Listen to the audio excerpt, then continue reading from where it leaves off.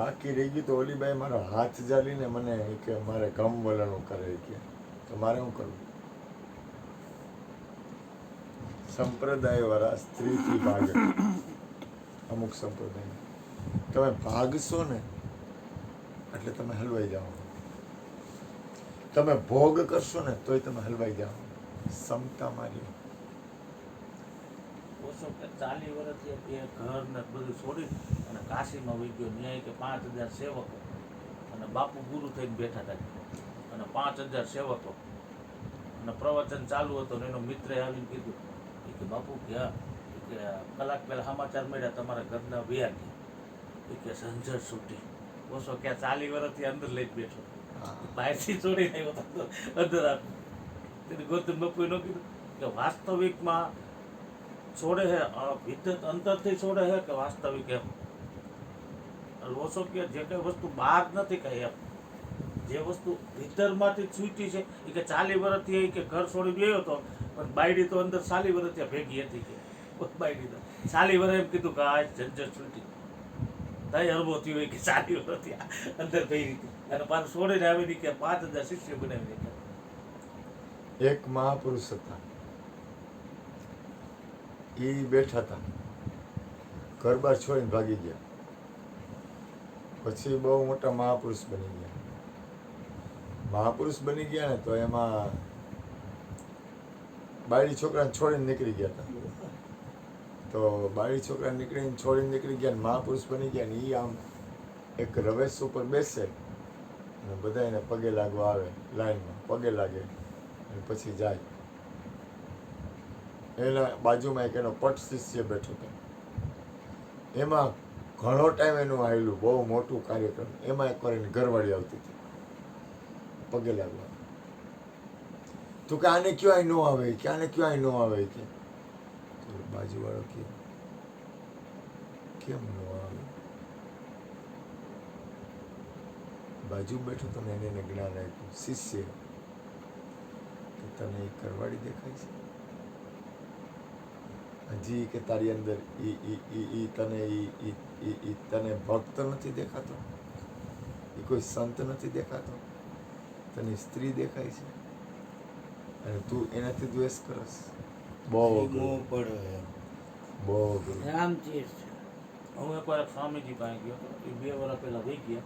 એ સ્વામીજી છે ને એવા કે એનો રૂમ હતો ને એમાં સિલેક્ટેડ માણસોને જ મળવા મળ્યું કે તમે દાખલા તરીકે અહીંયા 5 લાખનું દાન દેતા હોય તો તમને જ બાપ સંતને મળવા મળે, બીજા જ નહીં.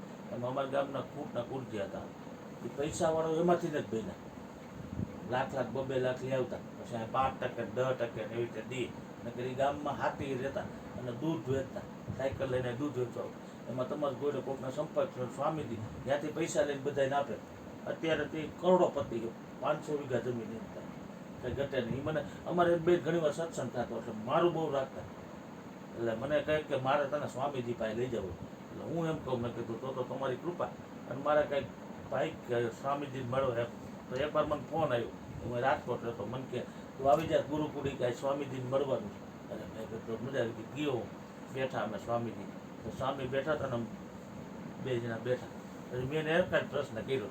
મેં કીધું સ્વામી ગુરુજી એક પ્રશ્ન કરું તમને, મને થોડોક મૂંઝવી ગયા. મેં કીધું તમે એમ કહો આ સ્ત્રી ન જોઈ, સ્ત્રીનું મોઢું ન જોવું એનું શું કારણ? એના વિશે મને કંઈક થોડું સમજાવો ને. બાપુ બીજી પ્રશ્ન એમ નહીં. મેં કીધું સ્વામીજી મને એ પ્રશ્ન સતાવે કે આ શું કરવાનું તમે ના પડે, એનું કારણ શું? પછી મેં ઘડીક લીધા એ છે. મેં કીધું જો હું તમે દારૂ પીવો કે ના? મેં કીધું આ દારૂની બોટલ મૂકું તો તમને કાંઈ એમાંથી કાંઈ ફેર પડે કે ના? તો મેં કીધું સ્ત્રી સામે શું કરો તમને જોતા અંદર વાસના પડી છે, એ સતાવે ખેંચે છે એટલે નકર મેં કીધું બોટલ પડી તમારે સામે મૂકી તમે પીતા જ નથી તો તમને એને લઈ લઈને કહેવાની જરૂર નથી. અંદર એને વાસના જ નથી, તમારી અંદર આસક્તિ જ નથી દારૂ નથી. તો સ્ત્રી શું કરાવજો? અને સ્ત્રી જો ખરાબ હોય તો સ્વામીજી મારો જન્મ આ કુરજી હતા બેઠા એનો જન્મ કોનામાંથી? સ્ત્રીમાંથી. પછી સ્વામીજી ઘડીક લીધા. મેં કીધું સ્વામીજી આ વસ્તુ મને સમજાતી નથી. એ કાંઈ બોલ્યા જ નહીં. ઘડીક વાર એમ બેઠા. પછી ઓલા માણસને એને એમ કીધું કે આ ભાઈ એ કે અમારા ગામનો હે ને આ ભાડે રહીએ તૈયારી આવ્યો હતો નવો. સ્વામીજી કહે બ્રાહ્મણ હે ઓલા બાપુ કે પટેલ કે એમાં આ જીવે ને ત્યાં લગી કાંઈ પણ એની પરિસ્થિતિમાં તું પૂરી ધ્યાન દેજે, ધ્યાન રાખજે. ભલે ગુરુજી કે બહાર નીકળ્યા કેટલા વર્ષ હોય ગયા, કોઈ દી કઈ શબ્દ ન બોલ્યો, પાછા કે મારો ગુરુજી. અંદરની સ્થિતિ છે ને, અંદર હું તને કહું સચિન, મને તમે કોઈ સંત મહાપુરુષ હોય ને, સંત મહાપુરુષ કોઈ સંત આ જગ્યા રહી ને, આ જગ્યા ઉપર બેહવા માટે કેટલી બધી પરાકાષ્ઠાએ બેહીએ ભાઈ, કેટલી બધી પરાકાષ્ઠા. કારણ કે તારા વિચાર હોય જુદા હોય, ગોરધનભાઈના વિચાર જુદા હોય, મુન્નાના વિચાર જુદા હોય, આ ભૂપેનભાઈ રહ્યા એના વિચાર જુદા હોય, આના વિચાર જુદા હોય, કોઈ બેન આવે એના વિચાર જુદા હોય, અહીં બાજુમાં બેનું બેઠી હોય એના વિચાર જુદા હોય. તમામને હાચવીને સ્થિર રહેવાનું.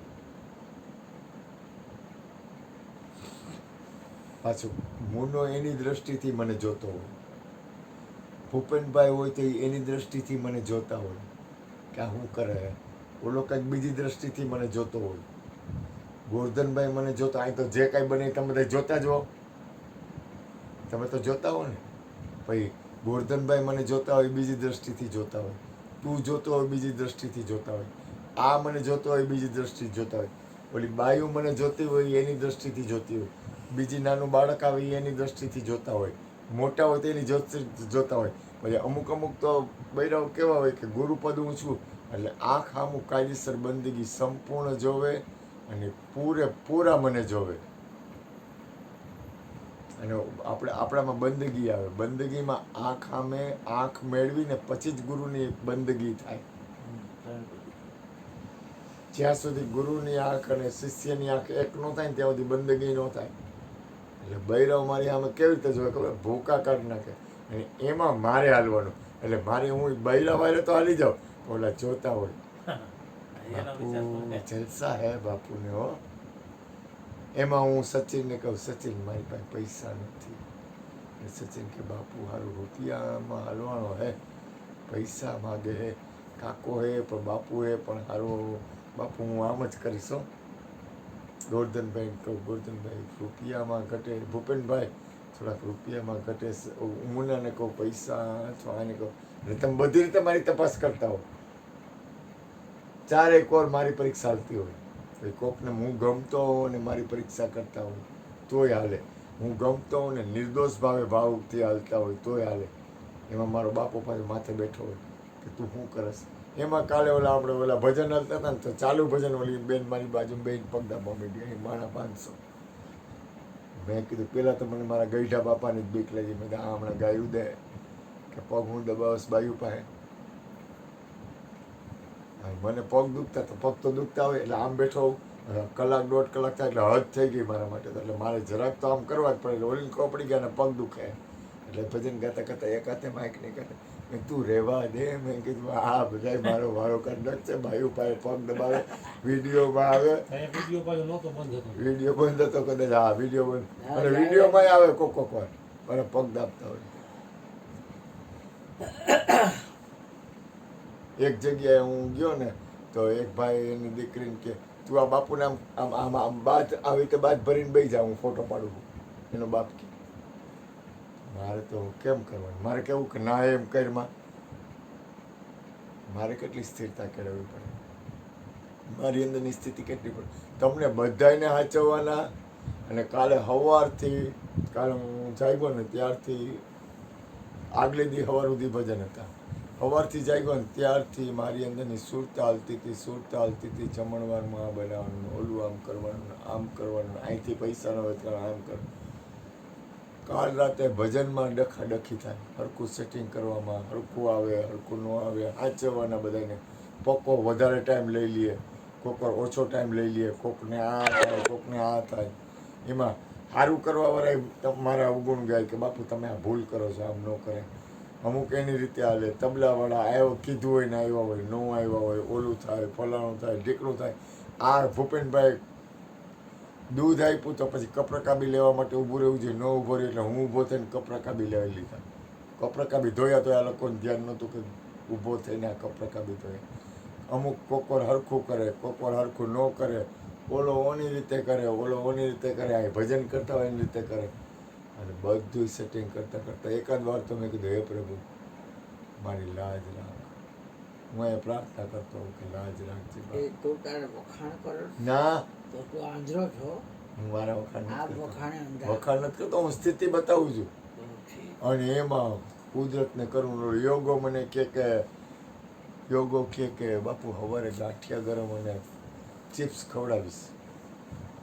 મેં જો તું તો કે બાપુ હું અહીંયા આવીને હોઈ જઈશ. અરે તમારે મેં તો હું તને ફોન કરું, તું ગાંડીના જાગ નહીં, તમારે શું કરવાનું? તો કે ના ના બાપુ હું અહીંયા આવીને હોઈ જઈશ. અને મારો દીકરો 2 વાગ્યે ઘરે વયો ગયો. હવે ઓલા બબુડિયાને કહેવાય ને યોગાને ફોન કર, મારું ફોનમાં સ્વિચ ઓફ પૂરી થઈ ગઈ, ફોન નંબર લાગે જ નહીં, ચાર્જિંગ હોય તો લાગે ને. મરી ગયા, મારે આમાં શું કરું, કેમ કરું? એમાં વળી બબુડિયો બોલ્યો કે ઓલા યોગાને ફોન કરી, મેં તું કર, મારામાં ચાર્જિંગ નથી, કે ઓલાને ગાંડીનાને ગાંઠિયાને ચિપ્સ ખવડાવ્યું તો આવે. વાગ્યા 6, ભજન ચાલુ 6 વાગે. મેં ઓલા લોકોને કીધું ભજન લ્યો ને, વધારે કીધું થોડાક ગરમા ગરમ ગાંઠિયા ને ચિપ્સ નહીં આવે, મને ખબર નથી શું આવે, ગરમ ગરમ આવે. તો વળી એ લોકો રાજી થઈ ગયા મારા ઉપર. બાપુ તમે કહો ને. હવે એલો જસ્મીન કોઈના બાપની ન માને. મને કે જો મયુર બાપુએ કીધું આપણે ભજન વધારે લઈએ, ધૂન વધારે લીધા, ભજન વધારે લીધા, આ બધાને હાચવા. એમાં બધું હાયલું, જમણવાના આ તે જાજરૂ બધા અહીંયા ગયા હતા? નહોતા ગયા. બાથરૂમ જતા હતા મારી જેમ. એ જાજુ વાત, નહોતા. એ વાત. અને એમાં સવારના પોરમાં બધી જમાવટ ને બધા પ્રસાદ લેવા બેઠા. અચ્છુને મેં કીધું કેમ કરશું, કેમ બધાને પૈસા દેવું, 500 દેવું, 400 દેવું, 250 દેવું, જાજા જણાએ આમ તેમ પર વાત કરીને એમાં પ્રસાદ લીધો. એમાં કુદરતને કરું ને બધાને મેં દોડી દોડીને પગે લાગું. મારા બાપ મારા ઉપર દયા કરી. પેલા અશ્વિનને પગે લાગું, તું મને પૈસા દેવા દેશ, તારો ઉપકાર. તો બધાને 400 ને 200 ને 250 બધાને પૈસા દીધા ને એમાં પ્રસાદ લીધા. એમાં શંકરભાઈ વળી ભૂકો કાઢી નાખ્યો. હાવ જેને કહેવાય ને છેલ્લા પગથિયા બે ગયા. એ કે આ બધા પાસે આ તમે બધા એની પાસે પૈસા છે ના લ્યો. શંકરભાઈ શંકરભાઈ કાચીવાળા ખોડિયાર પરાવાળા. રાજસ્થાન. અને મેં અનુસાર કીધું ઓર આઈન મેં કીધું તમે પાછા આને ખબર પડે તો દખા કરી નાખે. આને કઈ ખબર પડવા દેવાય નહીં, નહીં તો ધબધબાટી બોલે. મેં કીધું તમને ખબર છે આ ભજન ગાવાવાળા શું કરે છે? ભગવાનનું નામ લેવડાવે. અને મેં કીધું જો ઓલો સામે બેઠો ને એ માણસને 50,000નો પગાર છે, પગાર મૂકી અને ભજન ગાય છે. એનો રોટલો ભજનના પૈસા આવે એમાં હાલે, તમે બોલો એમાં ધ્યાન રાખો. તો કે ના ના ના ના હું તો આમ તો એમાં એક જણો ખાર ખાઈ ગયો. એ કે તમારે મયુર બાપુને કહેવું હોય ને તો એકાંતમાં કહેવાય, અમને ન કહેવાય. અને બબુ કે કાંઈ કોઈ ભાઈ માતાજી કરું, કારણ કે આ સાંભળી જાય તોય ઉપાધિ. અહીંથી ગાયરોનો વરસાદ ચાલુ થઈ જાય. વાંથી ઓલા લોકોને મારે સમજાવવા. મેં કીધું પૈસા દઉં. એમાં ઓલો ભાઈ દેખી ગયો પૈસા દેતા, તેને ઈર્ષા આવી. અંદરના કેટલા કોના કેમ કચરા પડ્યા હોય એ સાચવવા. એટલે અને ભાઈ બોલ્યો બધું પૂરું થવાનું હતું, જલસો કાંઈ. હું તો આમ રાજીના રેડ થઈ ગયો, કામ થઈ ગયો. એ ભગવાન બધાને પગે લાગ્યો, તમારા બધાનો ઉપકાર મારા ઉપર કૃપા કરી. તમે અહીંયા પ્રસાદ લીધો, દક્ષિણા લીધી, અને અને મને પરમાત્માનું ભજન થયું. આ ઘરમાં પ્રભુનું નામ લેવાનું. હું પગે લાગુ સટલા. આપ વખાણ કરો છો? હું કરું એને હું શીખવાડું છું. આ વખાણ નથી કરતો, આમ કરાય શીખવાડું. પગે લાગુ હું કરું બધાને કે તમે લોકોએ મારા ઉપર અહીંયા પ્રસાદ લીધો, ભગવાનનું નામ લીધું, ભજન થયું, આ ઘરને પવિત્ર બનાવ્યું, અને તમારા બધાને ખૂબ ઉપકાર. એમ પગે લાગુ. પગે લાગીને પૈસા દઉં. કેવી રીતે પૈસા દઉં? પગે લાગ્યો હું આમ કાયદેસર. તે જોયું તું પગે લાગ્યો તો આમ ઓલા બાલાભાઈ મારા ઉપર દયા રાખજો, મારી પર કરુણા રાખજો. કરુણા કરી પગે લાગીને પૈસા દઉં. કેવી રીતે દઉં પૈસા? પૈસા ઘણા દીધા, લેવલમાં દીધા. પણ કેવી રીતે પૈસા દઉં? સટલા તમે મારા ઉપર ખૂબ દયા કરી. સવાર સુધી મને પ્રભુનું નામ લેવડાવ્યું, ભજન થયું, અને હૃદયથી મારા નાભીથી મારાથી એકવાર બોલાઈ ગયું કે આખા વિશ્વનું કલ્યાણ. મારાથી કોઈનો દ્વેષ થઈ ગયો હોય ને મારા જીવનમાં, એ પ્રભુ એનું કલ્યાણ કરજે. એ અંતરની નાભીની પ્રાર્થના હે ને એમને ન થાય. તારે હૃદયથી આખા વિશ્વનું ભલું ઈચ્છવું હોય ને તો તું કેટલી મહેનત કર ને ત્યારે તું બોલી આવ કે હે ભગવાન બધાયનું ભલું કરજે. એ આ 700 માણસ જયમાં પ્રસાદ લીધો. અહીંયા બહાર હતો તો. હજુ બેઠો તો બસ. ના નથી ભાઈ. આ 700 જણાએ પ્રસાદ લીધો. તમારા બધાના દાનના પૈસા એવા એ વાપરા અને આટલું ભજન આટલું થયું ને ત્યારે હું માંડ સવારે 6:30 વાગે પ્રાર્થના કરી આવ્યો કે હે પ્રભુ અંતરથી હૃદયથી. હું તો ક્યારે 9 વાગે. કેવી રીતે પ્રાર્થના કરી? હૃદયથી. કાલ પ્રાર્થના સાંભળી હતી તે? તારું ધ્યાન હતું કેવી રીતે પ્રાર્થના કરી? ત્યારે એવા હૃદયથી પ્રાર્થના કરીને કે હે પ્રભુ આખા વિશ્વનું કલ્યાણ. આટલું હૃદયથી બોલું ને કોઈની એને રાગ દ્વેષ કર્યા વગર. એ પ્રાર્થના એને ટચ થઈ જાય ને એટલે તમારું પોઝિટિવ વાતાવરણ ચાલુ થાય. હું તમને એમ કહું તમારું ભલું થઈ જાય એમ ન થાય. ઊભા થાવ. પણ જ્યારે અંદરથી આવે ને અંદરથી મૂળ સ્થિતિમાંથી આવે ને ત્યારે અવાજ આવી જાય ને ત્યારે એ અવાજ એને અડી જાય ને એ વિચાર કર. હું અહીંયા ભજનમાં બેઠો હતો ને ત્યારે મારી અંદરથી રોવાતું નહોતું. આમ મને આંખમાંથી આંસુ નહોતો આવતો પણ અંદરથી હું રોતો હતો કે હે પ્રભુ તું મને એવું ભજન દે જેમાં દરેકનું કલ્યાણ. હું પ્રાર્થના કરતો હું. એ સવારે કેટલા વાગે? 6:30 વાગે એકવાર હૃદયથી પ્રાર્થના થઈ ગઈ.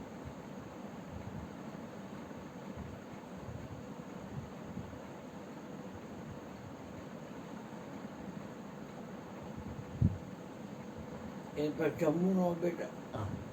જમીને આવ્યા. ના બાકી છે. જમીને આવ્યા. બાકી છે. છે જમવાનું પડ્યું છે. હા બાકી છે ને પ્રસાદ લેવાનો. આ એટલે જમીને કહેવાનો મતલબ શું છે? તમે અંદરથી પ્રાર્થના તમે દાખલા તરીકે તમે એમ કહેવા માંગો કે જયલા તારું કલ્યાણ